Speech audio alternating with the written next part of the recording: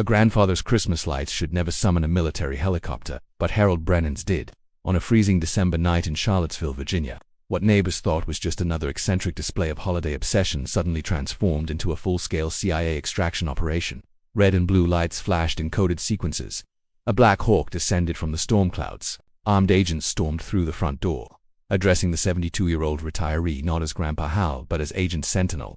His daughter stood frozen in horror. His grandchildren watched their ordinary grandfather, the man who baked cookies and told boring stories about filing paperwork, become someone else entirely. For 2 decades, Hal had lived the perfect cover, a widowed retiree with a peculiar hobby and a quiet life. But his house was never just a home. It was a dormant safe house, equipped with satellite beacons disguised as Christmas ornaments, surveillance systems hidden in garden gnomes, and an emergency extraction protocol that could activate at any moment. Now, that moment had come. A ghost from Hal's past, a partner he thought died in Chechnya 20 years ago, had resurfaced, threatening to expose classified operations and destroy lives. The agency needed Sentinel one last time. But here's what nobody expected. The real story wasn't about the spy games or the dangerous missions. It was about what happens when the secrets you buried to protect your family become the very thing that threatens to tear them apart. How does a man explain a lifetime of lies? How does a family forgive decades of deception? And when duty calls again, what does a 72-year-old grandfather choose, his family's peace or his country's safety? Harold Brennan's house stood out on Meadowbrook Lane like a beacon of festive chaos, while his neighbors in Charlottesville kept their decorations seasonal and tasteful. Hal's Victorian home blazed with lights year-round. Thousands of bulbs wrapped around every column, every tree branch, every inch of gutter. Red, blue, white, and green created a kaleidoscope that some found charming and others found absolutely bewildering. His daughter Claire had long since given up trying to understand it. She pulled her minivan into the driveway on a gray November afternoon, her teenagers Emma and Lucas already unbuckling their seatbelts before the engine stopped. "Grandpa's lights are on again," Lucas muttered, his 12-year-old voice dripping with preteen embarrassment. "It's not even Thanksgiving." Emma, 16 and far more diplomatic, elbowed her brother. "He likes what he likes.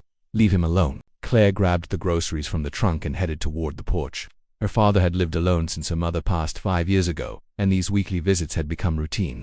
She worried about him constantly, not because he seemed frail or lonely, but because he seemed too content, too self-sufficient, as if he didn't need anyone at all. The front door swung open before she could knock.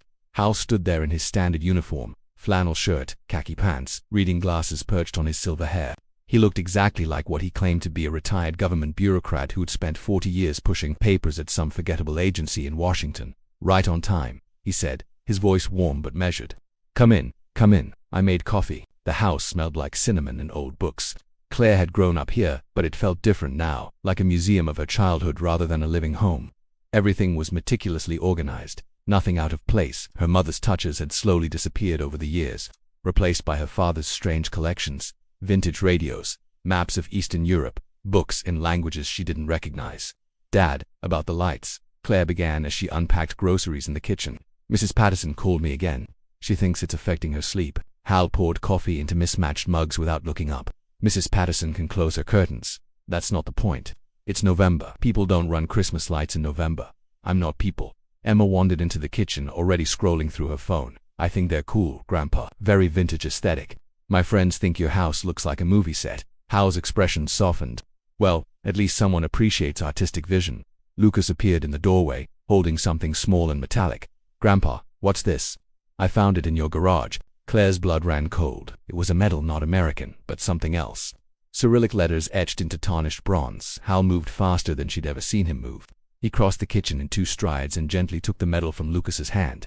"That's nothing. Old souvenir. Shouldn't have left it lying around." "But what does it say?" Lucas pressed. "Is that Russian?" "It's a paperweight," Hal said firmly.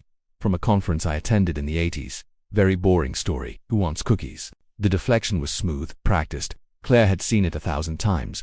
Any time she asked about his work, about his past, about the years before she was born, her father became a master of evasion. He told stories that went nowhere.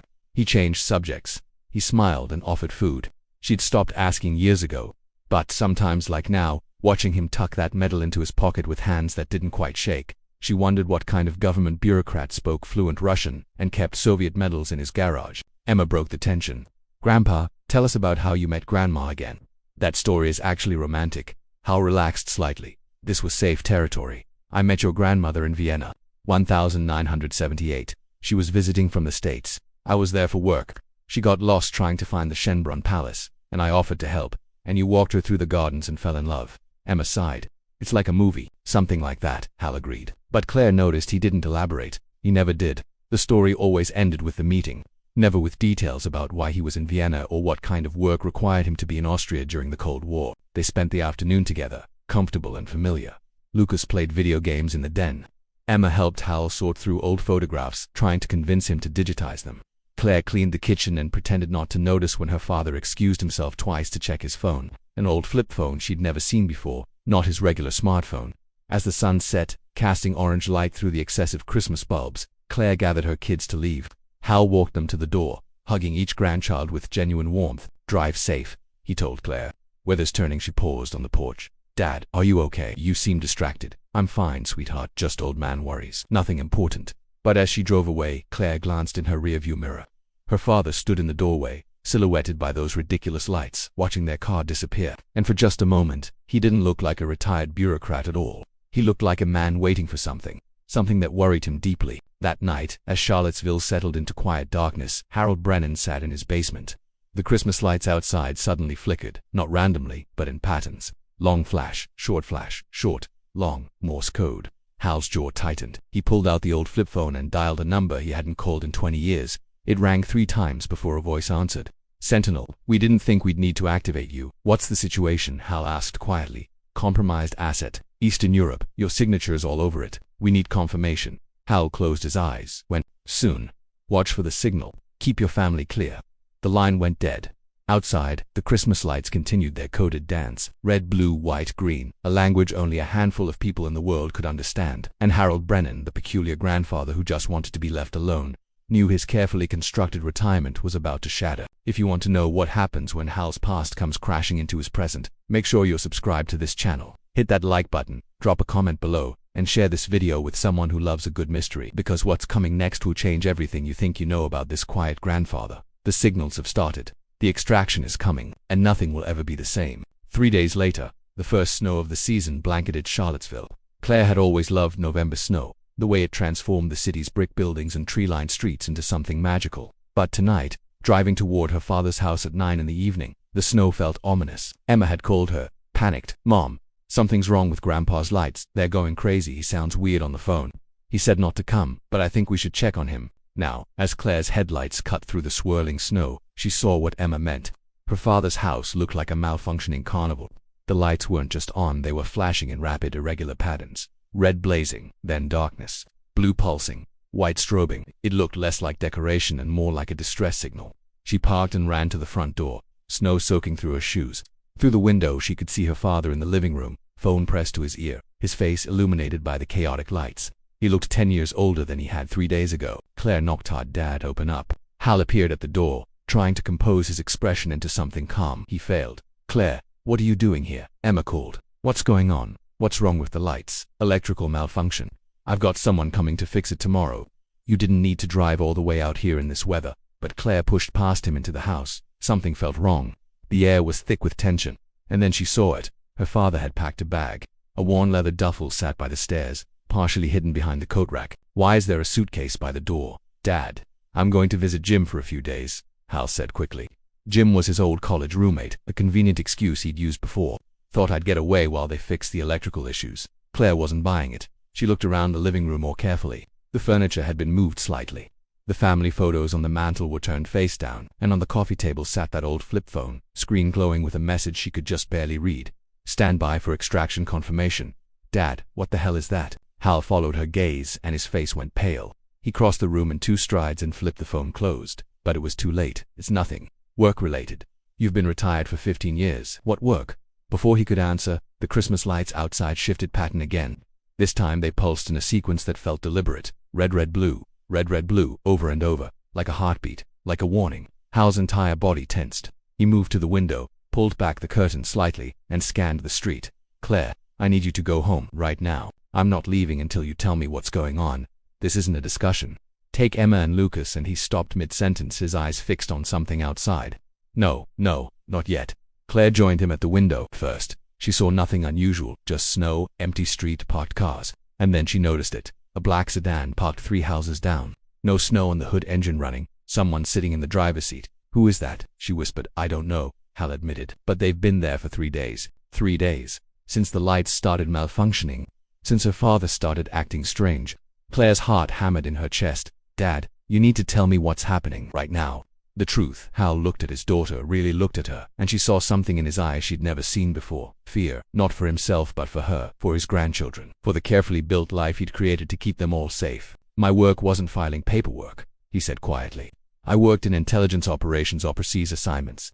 I retired 20 years ago, but some things don't just go away. Some connections stay active. Those lights outside, they're not just decoration. They're connected to a system, an old system. Emergency protocols. Claire felt like the floor was tilting. You were a spy. I prefer intelligence operative, but yes, essentially yes. For 20 years. 30, how long? 42 years, Hal said. I started when I was 24. I retired when you were pregnant with Emma. I wanted to be here, to be a grandfather, to have a normal life, and I did. I had 20 beautiful years of normal, but someone's activated the old protocols. Someone's reaching out, and I don't know why yet. The lights flickered again. Different pattern now. Blue, white, faster, more urgent. Hal's phone buzzed. He looked at the screen and his face hardened. They're confirming. Extraction authorized 48 hours. Extraction. Dad, what does that mean? It means they're coming to get me. It means something's happened that requires my specific knowledge or skills. It means he stopped, listening. Outside, the sound of a car door closing, footsteps in the snow. Hal moved with surprising speed. He grabbed Claire's arm and pulled her away from the window. Go to the basement now. There's a door behind the water heater. It leads to a tunnel. Comes out 3 blocks away on Rutledge Street. Take it and go home. Lock your doors. Don't answer for anyone you don't know. I'm not leaving you here alone. Claire, please. A knock at the door. 3 sharp raps. Then a voice calm and professional. Mr. Brennan, we need to talk. It's about Victor. Hal froze. That name Victor hit him like a physical blow. Claire saw her father's hands tremble for the first time in her life. Who's Victor? She whispered. Someone who died a long time ago, Hal said. Or someone I thought died. He walked to the door, positioning himself between it and Claire. He didn't open it. Identify yourself. My name is Agent Sarah Chen, CIA. I have credentials. I'm going to hold them to the window. A moment later, an ID appeared at the front window. Official sealed photograph. It looked legitimate, but Hal knew better than to trust appearances. What's the authentication phrase? He called out. The eagle flies at midnight. Agent Chen responded. Your response code is only when the nest is empty. Sentinel, we've been trying to reach you for 72 hours. The situation has escalated. We need you to come with us voluntarily. Hal looked back at Claire. His daughter's face was a mixture of shock, confusion, and something else, betrayal. Decades of small lies, of deflections, of boring paperwork stories were crashing down between them. I'll come, Hal called to the door. But my family is not part of this. They know nothing. They stay out of it, agreed. But we need to move now. Our surveillance indicates a hostile unit tracked our approach. This location is compromised. We have approximately 12 minutes before they arrive. Hostile unit. The words hung in the air like a death sentence. Hal turned to Claire. Go now, please. I will explain everything when this is over, but right now I need you to trust me and run. Claire wanted to argue, wanted to demand answers, wanted to call the police or wake up from this nightmare, but something in her father's eyes convinced her this was real. The danger was real, and staying would only make it worse.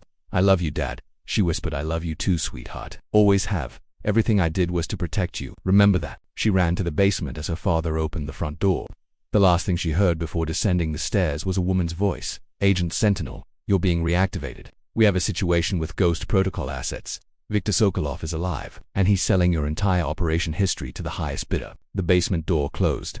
Claire ran through darkness, following her father's instructions, her mind spinning with impossible revelations. Behind her, in the house she'd grown up in, Christmas lights continued their coded warning. The snow fell heavier, and Harold Brennan, the grandfather who baked cookies and told boring stories, stepped back into a world he'd left behind 2 decades ago. A world where old ghosts never really die. They just wait in the shadows, patient and hungry, ready to drag you back into the darkness you barely escaped. What do you think so far? Is Hal's family in real danger? Can a 72-year-old retired spy really face his past? Drop your thoughts in the comments below. We want to hear what you're thinking right now. And stick around, because the next chapter reveals secrets that will change everything. Claire emerged from the tunnel 3 blocks away, gasping in the freezing air, snow clinging to her coat. Her hand shook as she fumbled for her phone to call Emma. 1 ring. 2. Pick up.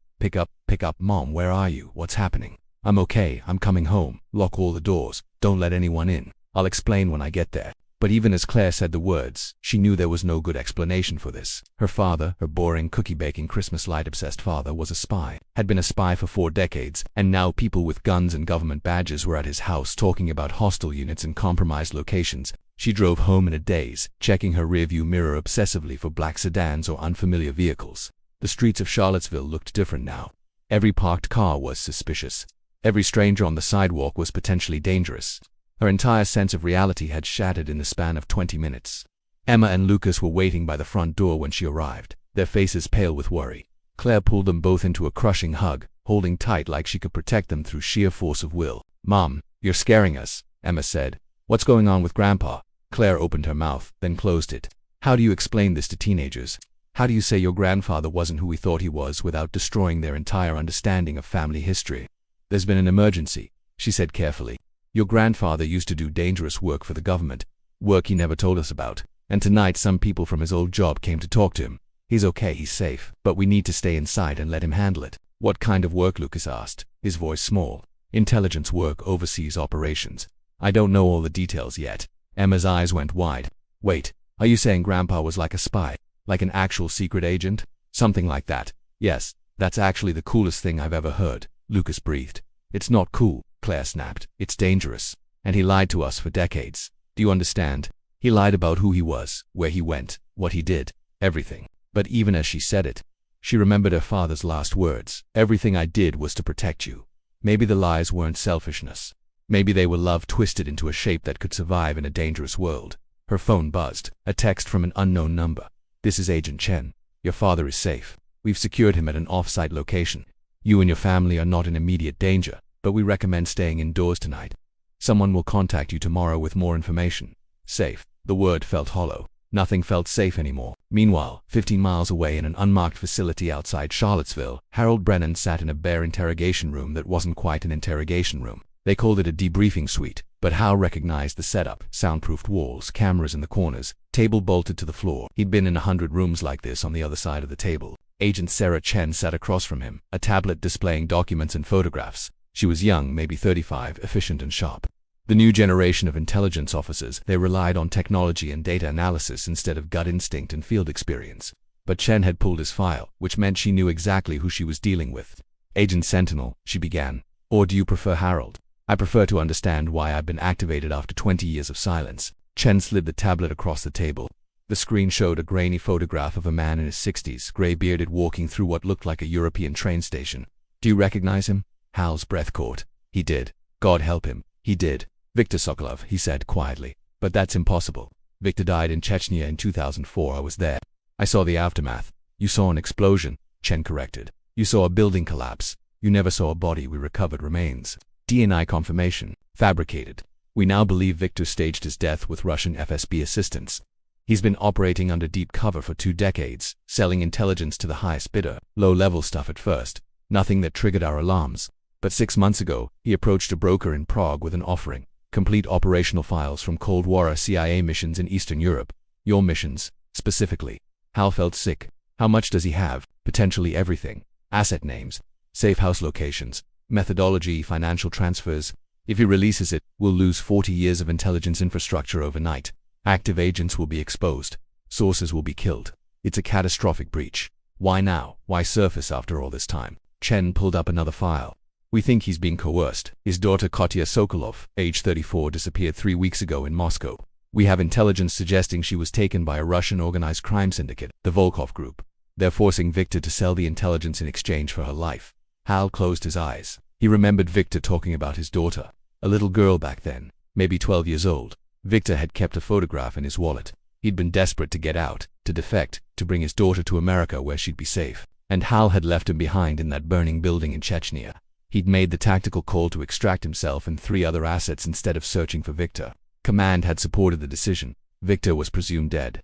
The mission took priority, except Viktor hadn't been dead. And for 20 years, he'd been out there, surviving, building a new life. Now that life was collapsing. "What do you need from me?" Hal asked. "Confirmation. We have a meeting set. The Volkov Group is sending a representative to examine the intelligence before finalizing payment.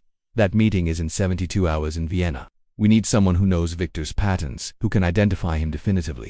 and who can assess whether the documents are genuine or if this is an elaborate counterintelligence operation. You need me to go to Vienna and face the man I left to die. We need you to do your job, Sentinel, one last time. Hal looked down at his hands. They were steady now. 72 years old. And he was steadier facing international espionage than he'd been facing his daughter's questions about Christmas lights. What about my family? They'll be protected. Surveillance teams assigned to their residence. Any approach by hostile assets will be intercepted. They'll never know we're watching. And after Vienna? After Vienna, you go back to your retirement. Back to your grandchildren and your ridiculous holiday lights. This stays classified. Your family never needs to know the details. Hal laughed bitterly.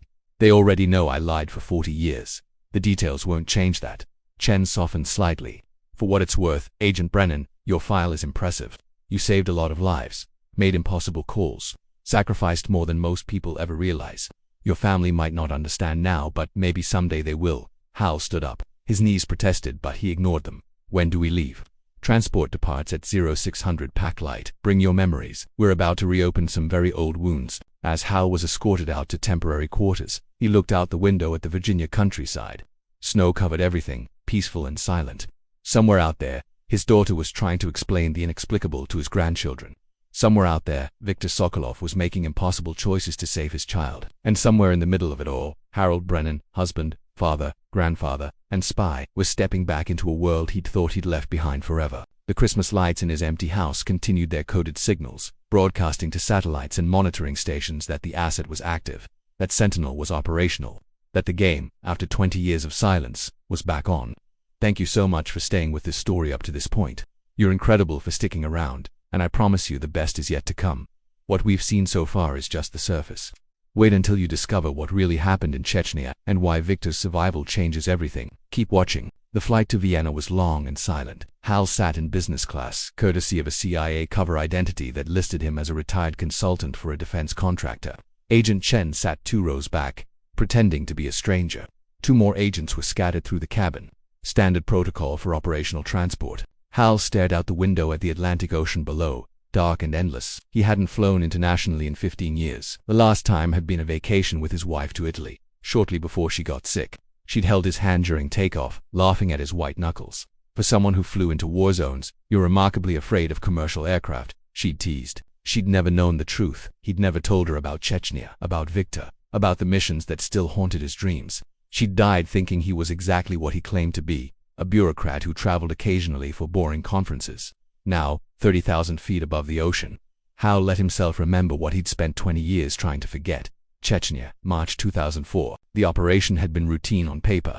Extract 3 defecting Russian military officers with knowledge of weapons smuggling routes into Afghanistan. Simple extraction. Established safe house. Pre-arranged transport. Hal's team had executed dozens of similar missions. Viktor Sokolov had been his partner for 6 years by then, a former KGB officer who'd flipped during the chaos of the Soviet collapse.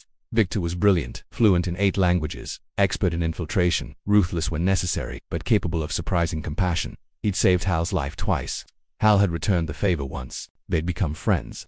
Real friends. Not just operational partners. They'd shared meals, stories, fears. Viktor talked about his daughter constantly. Katya was living with her mother in Moscow, attending university, studying literature. Viktor was desperate to get her out, to bring her to America, to give her a life free from the corruption and danger he'd spent decades navigating. When this is over, Viktor had said one night in a safe house in Prague, I'm going to retire, buy a small house somewhere quiet. Vermont, maybe mountains, snow. I'll teach my daughter to ski, drink coffee every morning, read books that have nothing to do with intelligence or death. Sounds peaceful, Hal had replied. Sounds impossible. Viktor had laughed. Men like us don't get peaceful endings. Hal, we get quiet middles if we're lucky. In Chechnya, the quiet middle had ended. The extraction had gone wrong from the start. Their local contact was compromised. Russian FSB knew they were coming.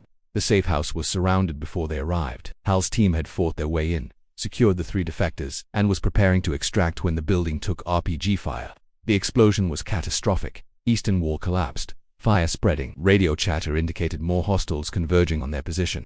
Hal had to make the call. Attempt to search for Viktor in the burning building or extract the living assets and complete the mission. He'd chosen the mission. They'd pulled out under heavy fire, loaded into vehicles, and disappeared into the night. 2 days later, intelligence confirmed the building had burned completely. Forensics recovered remains matching Viktor's last known DNA profile. Hal had written the report, listed Viktor as Kia, attended the classified memorial service, carried the guilt like a stone in his chest for 20 years. Except Victor hadn't died, he'd survived. And now Hal was going to have to look him in the eye and answer for that night. Vienna was cold and grey when they landed. Hal remembered the city from his first posting in 1978, the year he'd met his wife. Back then, Vienna had been a crossroads of espionage, a neutral city where East met West and secrets were traded in coffeehouses and concert halls. The city hadn't changed much. Same elegant architecture, same cafe culture, same sense that beneath the civilized surface, dangerous games were being played. Chen briefed him in a secure hotel room. The meeting is tomorrow night, Warehouse District near the Prater. Victor is supposed to present the documents to a representative from the Volkov Group. We'll have eyes on the location, but we can't move in until we confirm the documents are genuine. That's where you come in. How am I supposed to identify authentic documents from 40 years ago? Hal asked. You were there. You know the operations. You'll recognize real intelligence versus fabricated material. Plus, we need you to assess Victor's state of mind. Is he doing this willingly or under duress? Can he be turned back or is he fully compromised? Hal looked at the surveillance photos spread across the hotel bed. Victor, older and gray, but still recognizable, still alive. What happens after I confirm? He asked quietly. Chen hesitated. That depends on the assessment. If he's coerced, we attempt extraction and protective custody. If he's willing, he's a hostile asset and dealt with accordingly. You mean eliminated, I mean neutralized. There's a difference, not to the person being neutralized, Hal said bitterly. That night, Hal couldn't sleep. He stood at the hotel window looking out at Vienna's lights and allowed himself to feel the full weight of his past. The missions, the lies, the lives saved and the lives lost. The impossible choices that seemed clear in the moment but haunted you forever afterward. His phone buzzed. A text from Emma. Grandpa, Mom told us everything, or what she knows. I just want you to know. I don't care what you did before. You're still my grandpa. Come home safe. Hal read it 3 times, his throat tight. He didn't deserve that kind of grace. But maybe, if he could fix this mess with Victor, if he could stop the intelligence breach and save Katya, maybe he could earn a fraction of it. Tomorrow night would determine everything. One meeting, one warehouse, one conversation with a ghost who'd risen from the dead to haunt him. Agent Sentinel was operational. And this time he wouldn't leave anyone behind. The story is almost at its end, but please stay until the final moment to see how this all concludes. If you've made it this far, it means you're truly invested in this journey. Subscribe to the channel and hit that like button because if you're still here, you won't want to miss the incredible stories we have coming next. More tales that will grip your heart and keep you on the edge of your seat. Now, let's see how Hal faces the ghost from his past. The warehouse district near the Prater looked abandoned in the winter darkness. Graffiti-covered buildings, broken windows, industrial debris scattered across empty lots. It was the kind of place where illegal business happened quietly, where questions weren't asked and witnesses didn't linger. Hal arrived at the designated location 30 minutes early, wearing a concealed microphone and a tracker injected under his skin. Chen and her team were positioned in surveillance vans 2 blocks away. Sniper overwatch on neighboring rooftops, satellite coverage overhead. The CIA had turned this forgotten corner of Vienna into a controlled zone, but Hal knew from experience that control was an illusion. Operations always went sideways. Plans always met reality and collapsed. The only thing you could truly control was your own response when everything fell apart. He waited inside the warehouse, standing between rusted machinery and stacked pallets. The building smelled like oil and decay. One overhead light flickered, casting uneven shadows. It felt theatrical, like a scene from a spy movie. Maybe that was the point. At exactly 9 o'clock, a door creaked open. Footsteps. 2 sets. Victor appeared first. He looked exactly like the surveillance photos, older, gray-bearded, but still carrying himself with that distinct, careful awareness that marked intelligence operatives. Behind him walked a younger man in an expensive coat, Russian, probably Volkov Group middle management. Victor stopped when he saw Hal for 5 full seconds. Neither man moved. The younger Russian looked confused, glancing between them. Hal Brennan, Victor finally said, his accent still thick even after decades of practice. I was told an American consultant would verify the documents. I did not expect it to be you. Hello, Victor. You're looking well for a dead man. Victor's expression was unreadable. We all make do with the circumstances we're given. You made do by leaving me in Chechnya. I made do by surviving. The words landed like punches. Hal forced himself to meet Victor's eyes. I made a tactical decision based on available information. The building was collapsing. Radio chatter indicated. I know the justifications. Hal, I wrote similar reports myself many times. Acceptable losses, mission priorities, necessary sacrifices. The language of men who send others to die while they fly home to safety. I thought you were dead, Hal said quietly. We recovered remains. DNA-matched FSB helped me stage it. They thought a dead defector was more useful than a living one being hunted by Moscow, so I became dead. New identity, new life, quiet middle, just like I wanted. Until 3 weeks ago when they took Katya. The pain in Victor's voice was raw. Hal understood immediately. This wasn't about revenge or money. This was about a father doing anything to save his child. Where is she? Hal asked. Moscow underground facility controlled by the Volkov Group. They showed me proof of life yesterday. She's alive. Terrified but alive. They'll kill her if I don't deliver these documents, the Russian businessman interrupted. Enough conversation. Show us the intelligence. We have payment ready to transfer once authenticity is verified. Victor pulled a briefcase from behind a crate and set it on a makeshift table. Inside were dozens of folders, original documents, photographs, operation reports. Hal recognized some of them immediately. Missions he'd run in East Germany, Poland, Czechoslovakia. Assets he'd recruited. Safe houses he'd established. It was comprehensive, devastating. If this information went public, it would burn decades of intelligence infrastructure and expose dozens of people to lethal danger. It's genuine, Hal said, his voice hollow. He touched his ear slightly. The signal to Chen that confirmation was complete. The Russian smiled. Excellent. Then we proceed with, but I'm not letting you take it, Hal continued. Everyone froze. Hal looked at Victor. There's another way. The CIA will provide protection for you and Katya, witness security, new identities, will extract her from Moscow and relocate you both to the United States, Vermont if you want. Mountains and snow, just like you always talked about. They'll kill her the moment they suspect betrayal, Victor said. Not if we move first.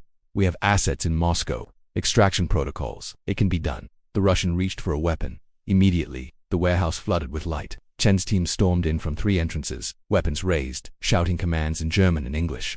The Russian was on the ground in seconds, restrained and disarmed. Chen approached Victor carefully.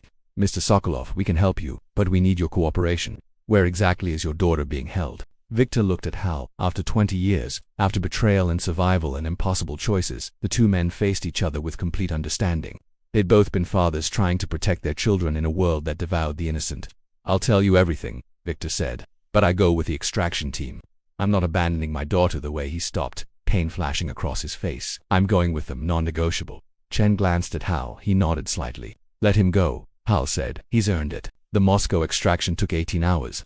Hal monitored from Vienna, listening to radio chatter and watching satellite feeds. It was the longest night of his life, but the team was good. They located Katya in a basement facility, extracted her without casualties, and had her on a transport plane before the Volkov Group realized what happened. When the confirmation came through, asset secure, en route to friendly territory, Hal felt something loosened in his chest that had been tight for 20 years. Victor and Katya were reunited at a secure facility in Poland. Hal watched the video feed of their embrace. Father and daughter clinging to each other and sobbing, and he allowed himself to cry for the first time since his wife died. Chen stood beside him. You did good work. Sentinel, the documents are secured. The Volkov Group operation is disrupted. 2 lives saved.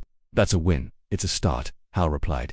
Not redemption, but a start. 2 weeks later, Harold Brennan returned to Charlottesville. No fanfare, no celebration. He simply appeared at Claire's door on a quiet December evening, looking exhausted and older but somehow lighter. Claire opened the door, looked at her father, and pulled him into a fierce hug. Don't ever do that again. I won't, Hal promised. That chapter is closed. I promised you. Emma and Lucas rushed from the living room. They had 1,000 questions. Hal spent the next 3 hours telling them an edited version of the story. Enough truth to satisfy curiosity. Enough omission to protect them from the worst details. So what happens now? Emma asked. Do you just go back to being a normal grandpa? That's the plan, Hal said. Normal grandpa. Boring stories. Too many Christmas lights.